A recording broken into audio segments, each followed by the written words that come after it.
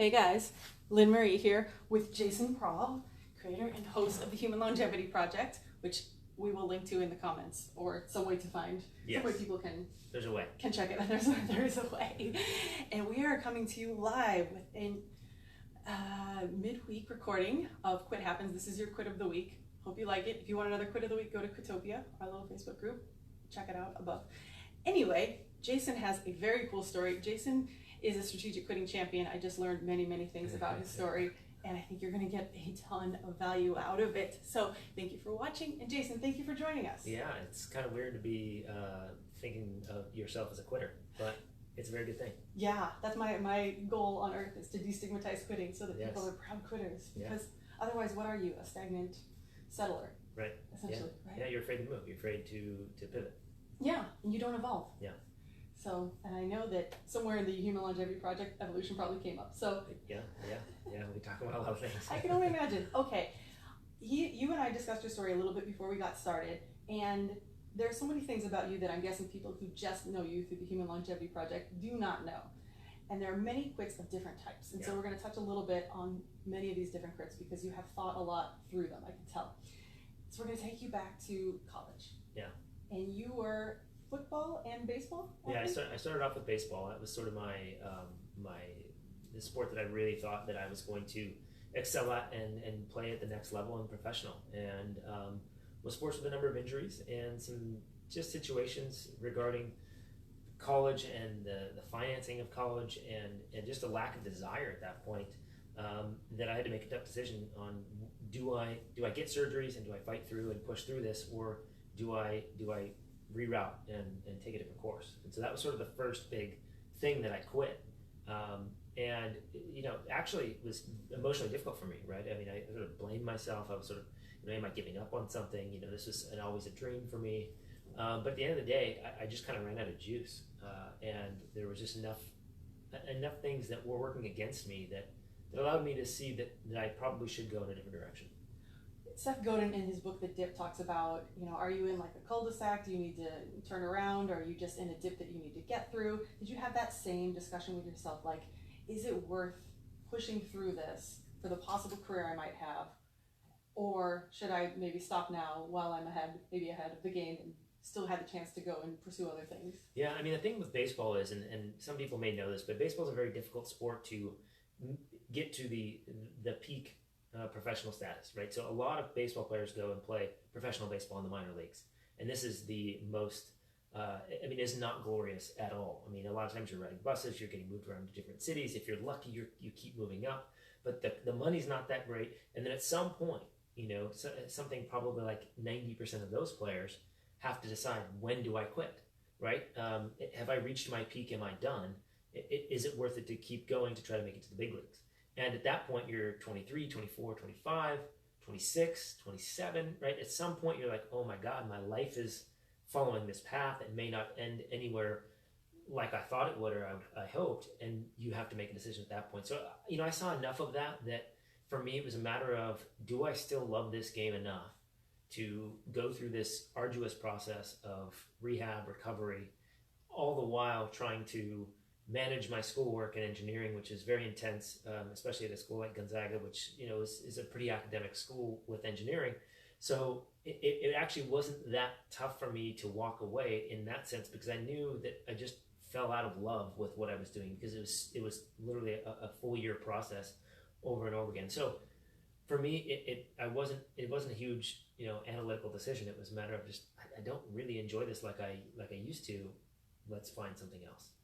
And you told me beforehand that there was some identity quit that process required. Yeah. Because you were an athlete in all these sports, and then suddenly you weren't going to be. Yeah, and so after baseball, actually, I transferred schools and I ended up playing collegiate football. And that for me was enjoyable because I missed it, right? So I stepped into that. That was something I knew I was never going to play professionally, but I just loved playing. And when I got to that point, it wasn't the same as it was before for me. And that at some point I was facing the same decision, right? Do I keep putting my time and energy into this, or do I focus solely on my schoolwork? And so it wasn't, that one was more of an identity question, right? It was like, okay, now I'm just an engineering guy, right? Like all the sports part of me is gone. And when you're pretty good at something for a while, and a lot of people know you as that, the people that knew you as that now you don't have that to fall back on. So the identity from that perspective and your peers and the people that you know, and even former coaches, etc., now has to shift. And so that was kind of a weird position to be in. But, I think for a lot of people, the identity part falls away, and you have to either establish a new identity or recognize that wasn't really you. That was just something you did, right? And so that's really where I kind of stepped into, is that was just part of my life. That's something I did. But there's so much more to me. There's so much more that I do and who I am than just those things. Yeah, it's an extremely important point there. What you do as your job, what you do as your hobby, they are not who you are. You can always take a look inward. Okay, I have a million other identities. Maybe I'm a kind person. That can be an identity. I'm a generous person. All kinds of things that are who you are at your core. The other things can come and go. They can be taken away from you. Right, but this is where we get our love. This is where we get, our admiration. This is where we get our validation. So this, and a lot of that comes down to the emotional traumas, the things we experience in early childhood, and we have these success habits or success patterns that oftentimes are formed because of the need for love, the need for acceptance, the need for validation, and a lot of the things that we're good at, oddly, come from that standpoint. And so, if you really look deeply enough into these things, you start to recognize that you're still seeking the same stuff in just a number of different ways. And ultimately, I think the goal is to eliminate that type of behavior, no matter what it transfers into, and really get to the core of, I am enough. I don't need this validation for the things that I'm doing. Yeah, that is huge. That is so huge in so many people's quits in so many different aspects. No matter what you're doing, and I think we're going to talk about this, when you got later to your engineering career, you may have been doing a number of things because of how it looked to society. Same thing, like you're trying to validate in other ways. Yeah. It comes down to that same story. Yeah, and I think a lot of the problems that we face now when people are looking at jobs and career paths is the school systems that we have, in the U.S. are really not designed to foster this authentic inquiry by the child, by the young man, by the young woman, into what they want to do, right? And in fact, even, a lot of the sort of women's empowerment stuff is, I think, a lot of times misdirected, saying to be truly empowered, you can go do these things and you should do these things. And I know a lot of women that they want to be home, they want to be mothers, they want to be nurturing, they want to be supporting and playing a different role, and that empowerment is working out in that way. So we're not asking the right questions, and we're not fostering this genuine thought from our kids to ask what do you want to do, right? What does it look like? Because we're just going through school, and oftentimes I think what we end up doing, and this was certainly the case for me, is I just followed the things I was good at. Right? I was good at math, I was good at physics, I was good at the sciences, and I never really wanted to be an engineer. I remember late in my high school career, I was like, okay, well, what are you going to go to school for? And I'm like, shit, I don't know, play baseball. Yeah. Right? Other than that, it was like, okay, well, what am I good at? Right? It was never this idea of what do I really love to pursue in a career. And at the end of the day, I don't think most 17 and 18-year-olds or 22-year-olds have any clue about that, because you have to navigate the waters. You got to play around. You got to see where your interests develop. And it comes from an authentic, some place that you can derive some excitement. And that is not generally what the school system is there to do. And so really, I went into engineering because I was good at math, good at physics. At that time, and this was 1998, 1999, I thought that was one of the best professions for pay and upward mobility and respect and all these things, right? It was like doctor, lawyer, engineer. These were the sort of the things that you were constantly hearing. And so I was like, well, I could do that, right? And I mean, in my head, I toyed around with accounting and business and, to be an attorney, some sort of professor. There's a lot of things that were in my mind that I wanted to maybe look at. But at the end of the day, I just followed one year after the next. And next thing you know, I'm sort of in the engineering program. And then at that point, okay, well, I can't quit now. I've got to at least see this through. And so that's just kind of the way it went. It was just following this path. And I don't even know where it came from, other than this societal belief that I needed to do something that was, important and respected, and that would get me this good career and a good paying job, such that I can live out this kind of American dream, right? Yeah. And that's where I ended up. Yeah. And at that point that you're in high school, most people don't know anything about these kind of niche jobs. Like you said, there's doctor, lawyer, engineer, firefighter, whatever, like these almost comically classic things are. Filmmaker, does that even come up? Podcast host. You and I came from a time where podcasting was not around when we were in high school. Did not exist, you know? Right. You want to be a YouTube star? That wasn't a thing. Right. You know, so at least today there are more options. But you're right, back in the day, there were the 10 or 12 that very general. Everybody thought they had to just, okay, what do I most align with? What are my skills? Like you said, what am I good at? What does that most align with? And the other thing I always say is we have no internship way to find out exactly what the life of an engineer is like. Right. You might get a month in a summer, right? But they're still treating you like an intern. Yep. You Absolutely right. Yeah, we don't have any practice, you know, and that's part of the problem. And again, school is sitting in a classroom and listening and writing papers and taking tests. Doesn't really prepare you to play around with some of this stuff. So it is a big problem, you know, and I don't know how we fix that other than allowing kids to really engage with the world in a new way. I mean, just sort of a sidebar here. I remember being in Copenhagen, I believe it was, Copenhagen, Denmark, and I sat down at sort of the town square area, the central area, and there was almost like a coffee shop style, this little like kiosk type coffee shop, but they served alcohol and, you know, beer and wine and this type of thing. And I ordered a glass of wine, and I think like an 8-year-old came out and delivered me a glass of wine.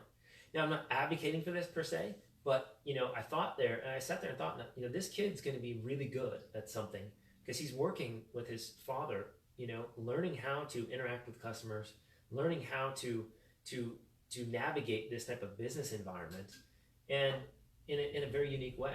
And so, you know, I thought that's very interesting. And we used to have these kids that would, you know, wash your windshields at the gas station. They would, you know, help check your oil. They, you know, you would have kids at the movie theaters, right, helping you find your seat. I mean, there were jobs for kids, and we just don't have that. And I think, not to say that that's what we need or that that's an important thing to have anymore per se in the same way, but kids they don't have those opportunities unless they go out and find them themselves. And fortunately, with the internet, we do have that now. We do have the ability to sort of decentralize this whole, you know, job and work-life platform, that we can find all kinds of different avenues and different ways to explore the business world, and maybe find out what we enjoy and what we don't enjoy. Like for me, I hate social media. And I know how valuable it is, right, to promote and to connect with audience members and all these things, but I just don't like it. So, you know, we all love different things, and until you start to play around with it and get a feel for what engages you, you know, I think you're just going to be chasing something that isn't really yours. It's not really something that's coming from you. You're just following it for some other reason. And so I think it is important to explore on your own and quit often. You know, I think a better word is to pivot in that instance. And then sometimes when you are in a position for long enough and you've been there and you're like, all right, I'm done, that's when, you know, a full-on quit would happen. And I think that's very valuable as well. Yeah, I would love to see the data on whether the gap year phenomenon is leading to people changing their major. I would be 100% willing to bet that is the case. This idea that, you know, when you travel around and you take a break from the school and you go and see the world and you just engage in new ways, I think you see new opportunities. You see, you get to know yourself a little bit better. You meet people. There's just so many of these type of things that happen that allow you to see the world in a way that wasn't on this sort of direct path that everybody's following. Because, I mean, I think this is the other part, is that especially coming out of school, you're with your peers. And so there's this sense that I have to keep up with my peers, that you're all in this sort of same trajectory.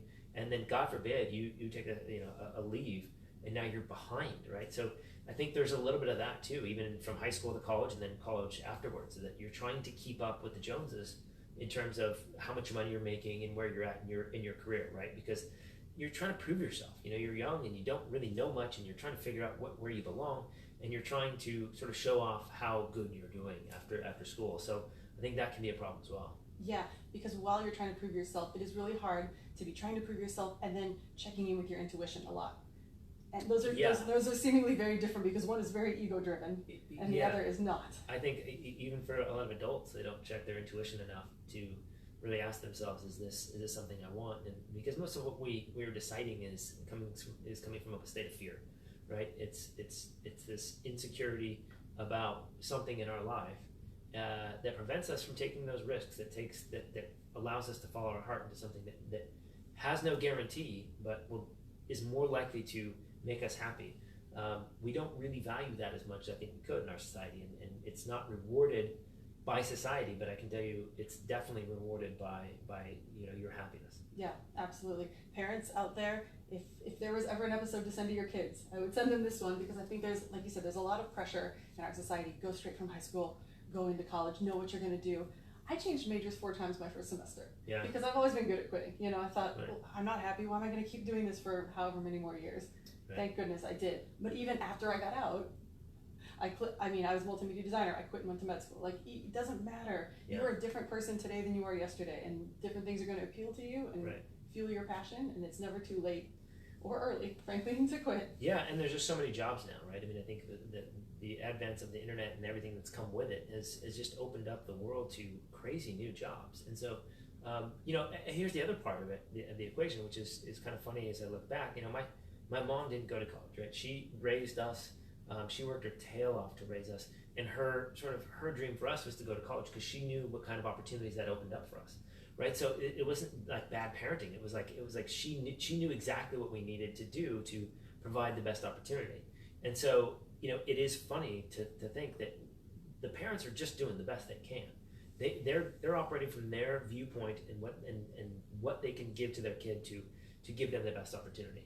Right, so it's not a matter of do we need to go to college or not, or there's so many paths to follow. I think we just need to be encouraging kids to follow their dreams, follow their heart, but also make smart decisions so that they can have opportunities.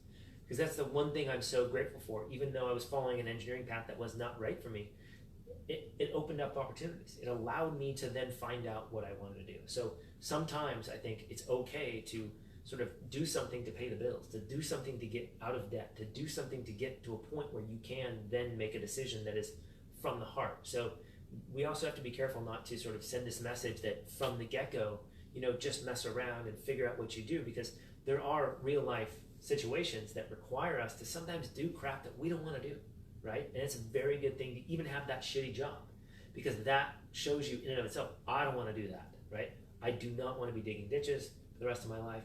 I do not want to be doing accounting or whatever it is that you don't like doing. At least you now know what you don't like, and maybe, hopefully, that opens you up to maybe what you do like. Absolutely. That is, you could sum up all of strategic quitting. That would be it right there. Beautifully done. But think how many people in the personal development space are only there because of their hardships, because Absolutely. They can appreciate their struggle and they want to help others. If they had just woken up one day knowing this is what you're going to do for the rest of your life, they might be in that perfect job, but they wouldn't be inspiring others, because there's that hero's journey. There's got to be sometimes got to be a struggle. Absolutely, and sometimes the job that we end up hating and quitting was absolutely right for us at the time. Right, we actually did enjoy it, and I do remember a time in engineering I was excited. I was excited to see what unfolded for me and where it would go. Ultimately, it never really manifested in anything, and I realized why. It was because it wasn't something I ever really wanted to do. But the skill set that I was using to be somewhat successful in that can be applied in other ways, and I just didn't know what that skill set was and how I could apply it until much later. And a lot of this is because the work scene changed between 1999 and 2010 or whenever it was that I ended up quitting, 2011, something like that. It changed drastically, right? So this is going to consistently be the case, that things are going to change, and so sometimes we just have to sort of be patient and let these things come to us a little bit. Yeah, absolutely. So speaking of, you got into engineering, you were going along this engineering job, and you told me that you started to feel a frustration. Can you describe what that was like? Well, for me, it was, it started off with the lack of ability to really express myself, to put myself into my job, right? I was sort of boxed in, I felt like, at the company that I was working at. I couldn't execute and do the things I wanted to do because of the framework of the company and various things like that. And so it started off as a frustration in that regard. And I think a lot of people can probably resonate with that type of frustration, right? You're limited to your upward mobility because of various things. There's only certain places that the job actually exists, so you can't move around. You've got 2 weeks of vacation. There's all these sort of limitations that came with traditional jobs. And for me, I couldn't put myself into this thing because the job and the structure of it wouldn't let me. So it started there, but then eventually it got to this point where, I realized I was 10 years in engineering, which in engineering world, there's this fine line where you need enough experience because it is a very experience-driven job. So that profession, you have to have the experience in order to be of value.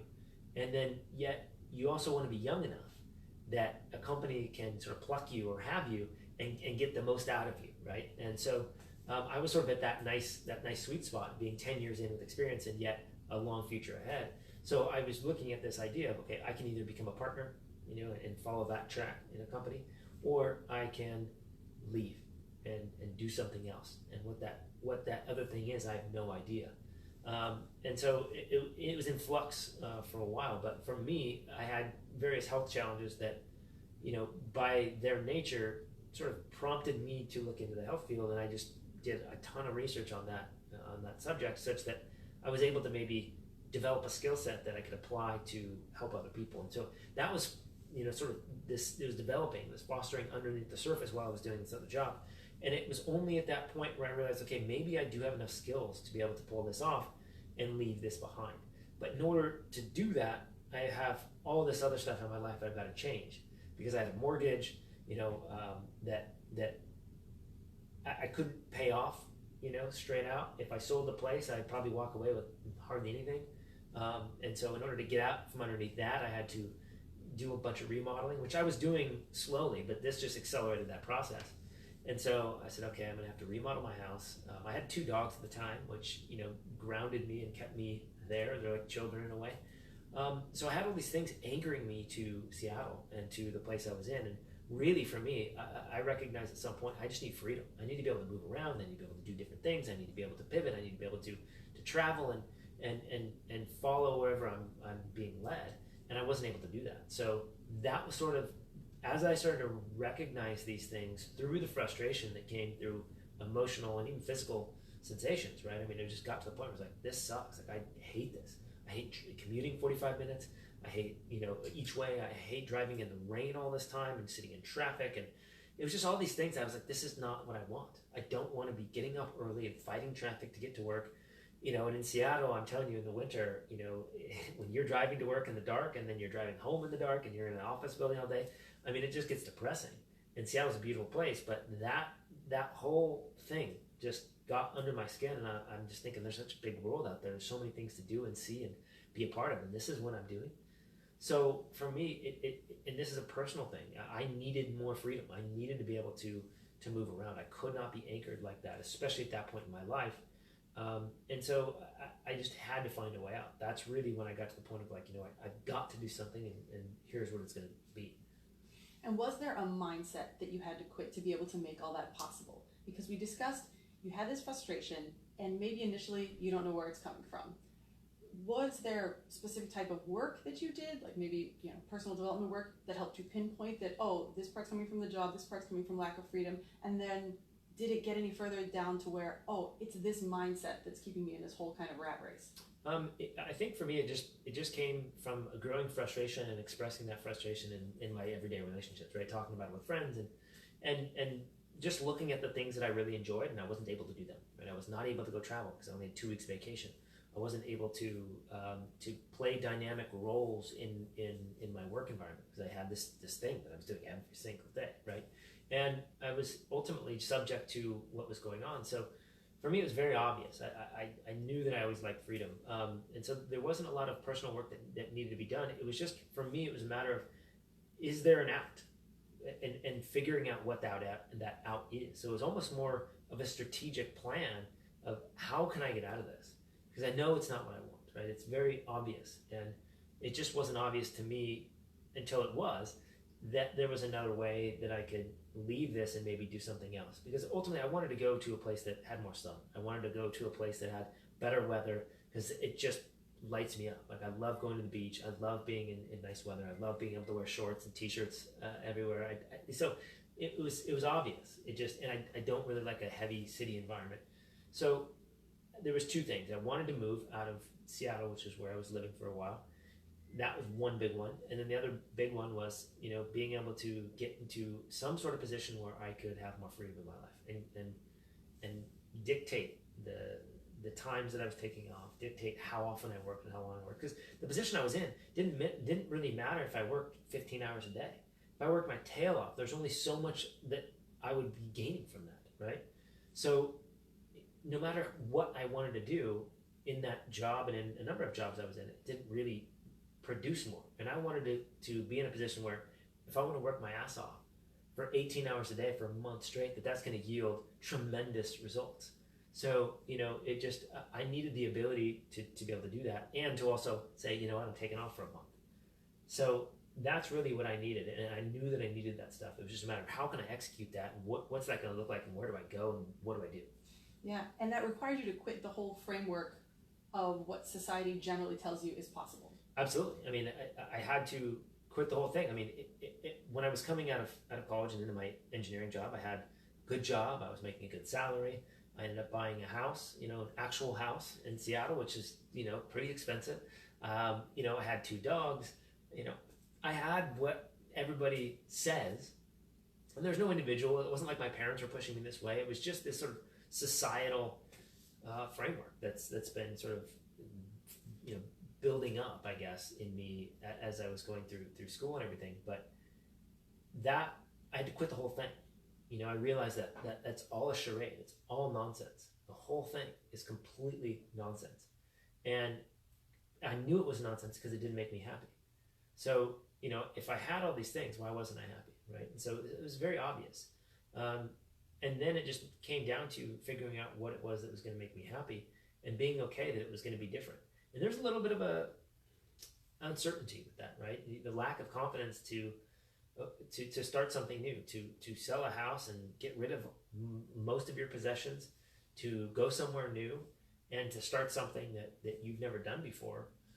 I mean, it's kind of scary, right? I mean, but at the end of the day, I was confident enough that I could make it work, and then I'm sort of resourceful enough to scrap by if I needed to. So, I think I had enough confidence to be able to put that into action. And I mean, I guess it took a lot of confidence, because I spent a year and a half remodeling my house and going into tremendous debt to do so.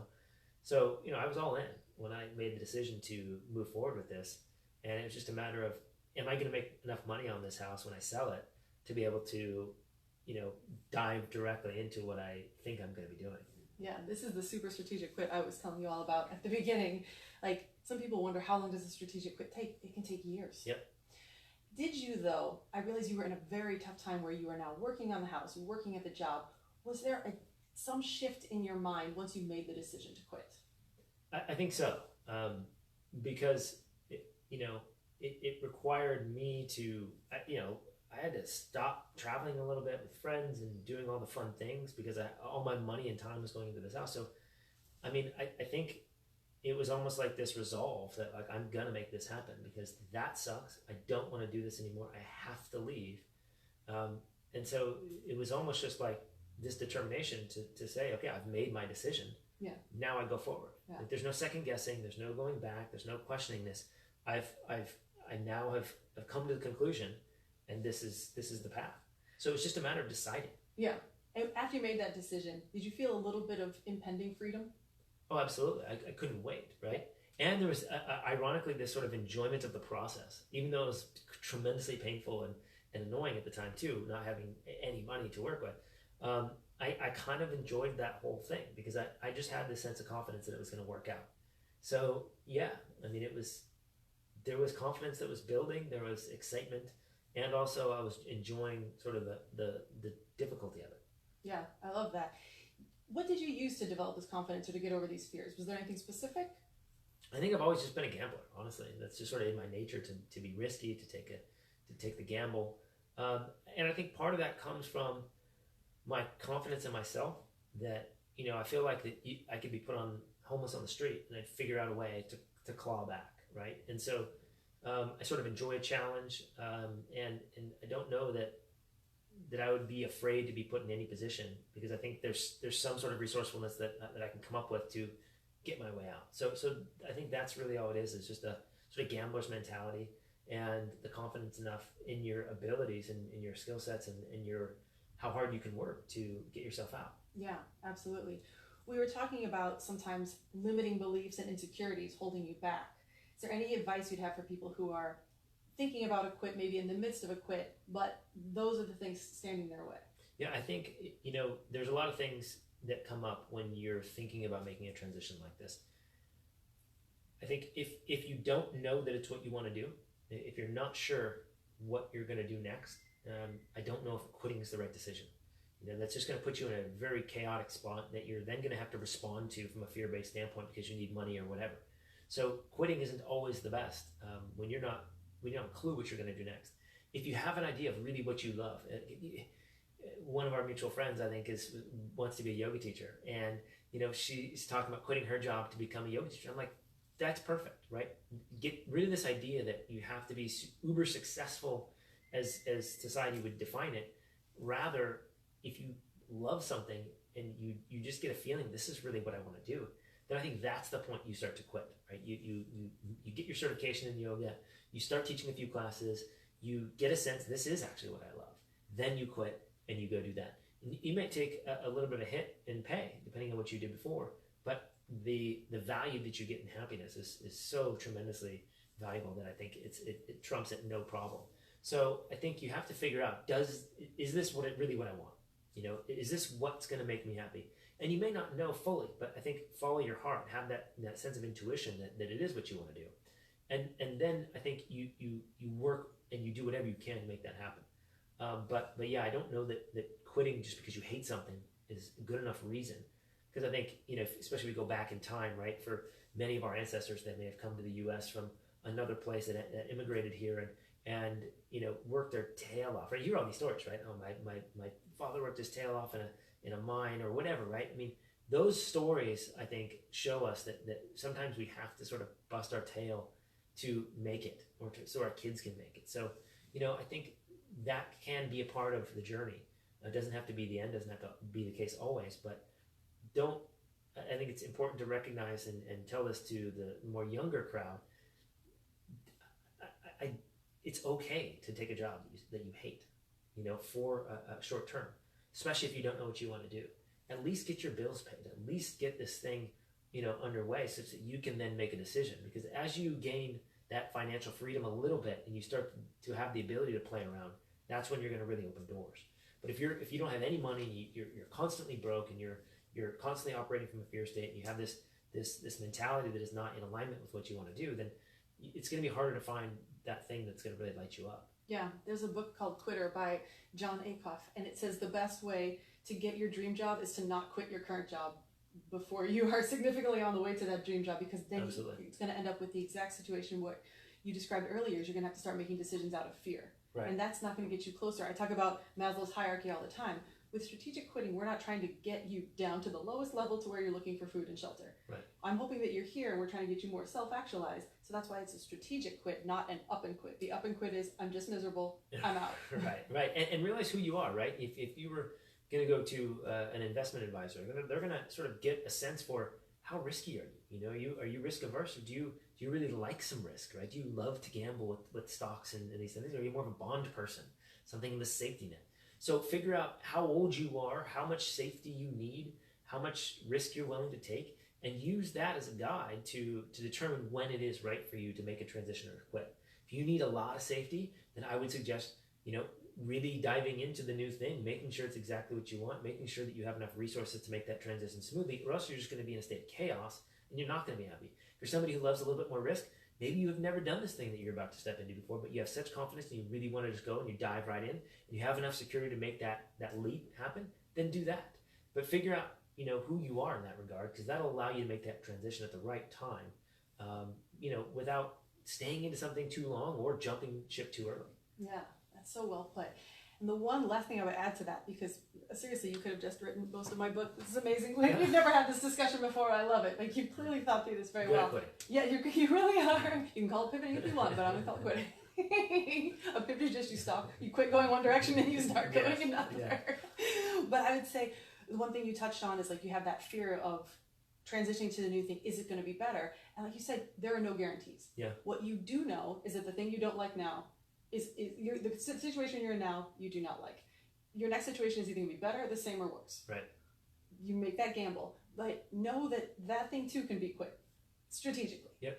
As long as you always have your safety net, or you're all, say you've got some other means of cash flow, or what you're quitting isn't a job, because we're talking mostly seemingly about jobs, but you also quit a city and a lifestyle and a whole profession. Whole profession. Yeah. And some people may just need to quit a mindset or friends. Yep. There are lots of quits that actually don't involve any finances.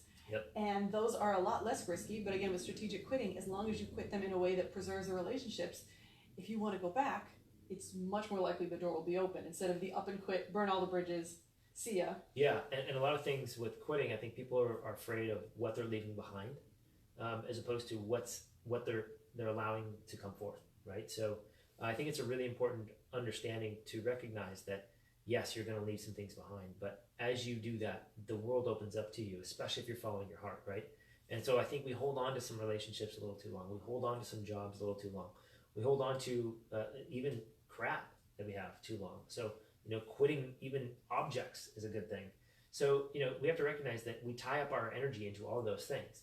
And as you let go of that and free yourself, that emotion and that energy into these various things, that you're now opening up the idea, the door to something new. And I think especially with something like a relationship, it may feel hard to let that go, but maybe your dream person is right around the corner, right? So you only know that once you quit. And for some of these things like a relationship, that's obviously something you want to quit whenever it's right, whenever it's done, as opposed to waiting for the next one to come along, right? So a very different strategy.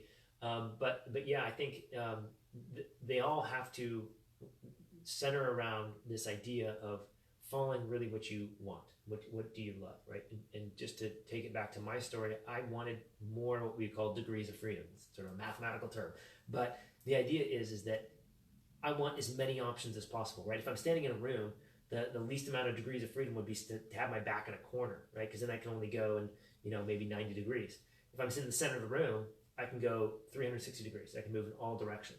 That's what I needed. I needed things that were not going to tie me down. And that's what I value in my life. I value this idea of having options and being able to sort of flow with things and go wherever I'm feeling pulled. And so that's what I understood, that's what I wanted for my life. And I wanted a new place, a new city that gave me something that I could enjoy outdoors most of the year. So you have to recognize what you're looking for. You can't just quit because you're unhappy. If you don't know what you're looking for, it's going to be very hard to find something else without running into that same trap. Because, at the end of the day, I could have just found a new engineering job. I could have just stayed in Seattle. I could have done a lot of things, but I recognized that no, I needed to be on my own. I needed to start my own business such that I could navigate the waters on my own and figure out when I wanted to work and where I wanted to work and how much I wanted to work and take on the risk. Not everybody that's that much risk is not good for every single person, right? It's very scary to start on your own. I mean, I'd never done that. It was not something I was tremendously confident that I was going to succeed at from the get-go. And there was a lot of struggle, right? There's a lot of pain that can come with that. So it's not like, I made the transition and everything was fantastic. There was a lot of doubts. I'm like, oh crap, is this going to work? Do I need to make a change here? What's this going to look like? I did know, though, I will say this, as soon as I'd left my job, I was like, I'm never going back to work for somebody else in that traditional fashion ever again. I no matter how much money I make, no matter how many struggles I'm not doing that. So that was really cool to really immediately see that my intuition was right. I really understood myself enough to recognize that the things that I didn't like and that I left behind were truly things that I didn't like, and I'm not ever going to go back to that in that same way. Yeah, that is huge. Something you brought up two things that I want people to definitely mark and take away. Number one, know what your value is. Because it's hard to make decisions if you don't know what's important to you. Yep. Your value is freedom. My value is also freedom. Something else is coming in between me and freedom. We're going to find a way to strategically quit that somehow. Yep. And for some other people, it's security. Like you said, there's lots of other things, but look at the end of the day, what makes you feel good and what makes you feel constrained in a way that is not good. Narrow down your value and then make sure everything you're doing is in line with that value. Right. And the second thing you talked about was, since you got mathy, I'm going to get economicsy, opportunity cost. Yeah. You cannot, like you said, the relationship. You're in one relationship. Technically, yes, you can be trying to find another one while you're in that one. Not the greatest idea, not that nice to your partner. And energetically, probably not something that's going to happen. You can't have everything all at once. Right. You can have it all, but just not all at once. I think Oprah said that or something. You have to decide, okay, I only have so many hours of the day, so much energy, so much passion. What am I going to devote it to? Yeah. Exactly. Yeah. And like you said, you kind of have that fear of missing out on whatever that thing is you're going to miss. But think about what you're missing out on now. Right. That opportunity for the new things. Absolutely. And to tie on to your economics, we can call that a sunk cost, right? It's gone. It's done. Like we can't go back and bring that forward. right? It's a sunk cost. There's an opportunity cost that's associated. Let's move forward, right? So we have to leave that behind, both energetically and physically. Yeah, Jason just got his copy of Quitting by Design today. There's a chapter on sunk cost and a chapter on I love opportunity it. cost. I love it. That's why I said you could have written this book. It's I love amazing. it. We are on the same page. I love it so much. All right, Jason, I cannot thank you enough for coming and sharing. I'm gonna have to have you back. We could have talked forever. Yeah, absolutely. Absolutely. Thanks for having me. It's a pleasure. Absolutely. All right, for everybody else out there, until next time, happy quitting.